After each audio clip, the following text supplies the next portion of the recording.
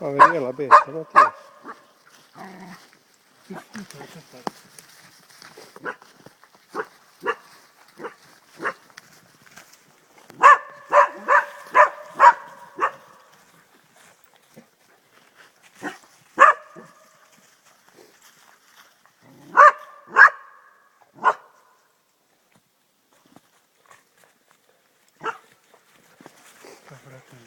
Hur långt var det när jag sköt?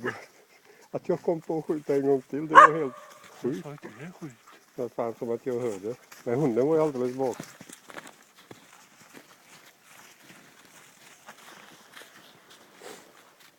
Det måste ha träffat. Vem? Ja, Jag vet inte. För jag tror inte att jag sköt i benet. För... första skottet. Ja, jag sköt ner till vänster. Nej, Jessica. Det kan inte vara möjligt att träffa benet och sitta här. Kanske jag, men det ser ut som att det har lekt eller det är blött färdigt. För jag såg inte riktigt vad huvudet var. Det här är rätt just det här.